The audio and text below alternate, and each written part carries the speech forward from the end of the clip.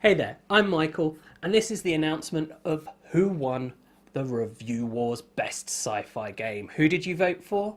Well, Roll for the Galaxy. So let's take another look at why it's the best sci-fi game there is. Roll for the Galaxy is an absolutely fantastic sci-fi game. Look at the cover, it is instantly, that is sci-fi, you are in space, no doubt about it. And what they did is they took everything from Race for the Galaxy, the card game, and made it better. And that is why this is the best sci-fi game. What is so good about this game though? Is it the components? Well, frankly, these plastic cups are a gimmick and a joke. So no, it's not the components. What it is it's the gameplay. That is the biggest part of it. You've got these different phases that you can select, and the mind games that happen with that of, well, I think they're going to select that phase, so I don't need to because they're going to select it. Or you don't think they're going to, and they think you're going to, and you just end up with everyone thinking, oh, well, I thought you were going to, but I thought you were going to, and no one selects the phase that everyone actually needed to have happen. It's really good. And with that aspect of the game, it means that the game is always playing differently. It never plays out exactly the same. It's very hard to predict. It has this like chess-like trying to predict aspect. But on top of that, it has a lot of randomness.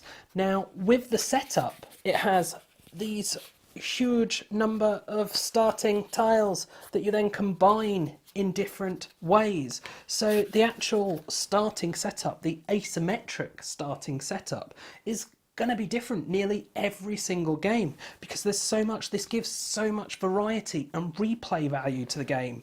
And then you're buying, either you're settling or developing, and that's another choice you're making. So yes, there's a lot of luck in this game. There's a lot of randomness, but there's so much strategic choice balancing that out with the fact that yes, you draw a tile, that's a luck aspect, but then you choose which side of that tile do you want to be settling or developing your technologies.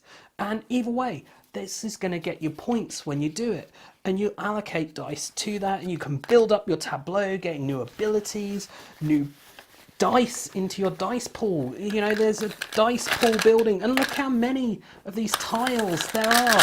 Absolutely tons, meaning there's a huge amount of variety. And this game has multiple paths to victory. You can go just building up your tableau until it's so big the game ends, and you hope that you've got the most points in your tableau.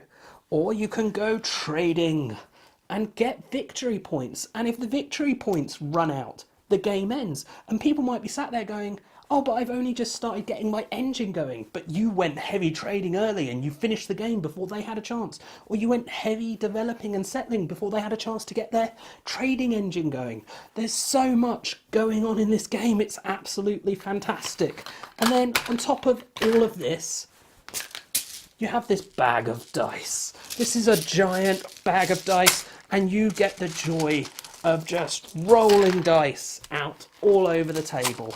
And they're bright, they're colourful. You can get different types of dice, so you can tailor your luck. If you don't want to be doing a specific thing, then you aim to get dice of a specific colour that will let you do the thing you do want to do.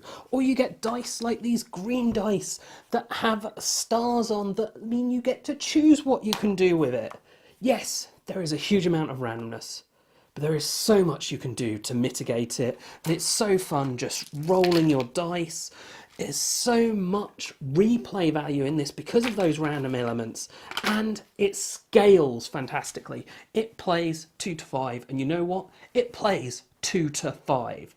How many games do you know that claim that and actually, you don't want to play the bottom end or you don't want to play the top end? This, you play any number, it doesn't matter, because your selection, and that's what the thing that takes the most time in this game is, thinking, what are they going to do, what are they going to do, and deciding. That is done at the same time.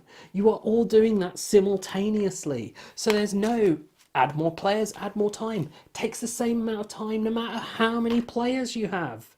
Yes, it does mean that there's a bit of a solitaire aspect to this.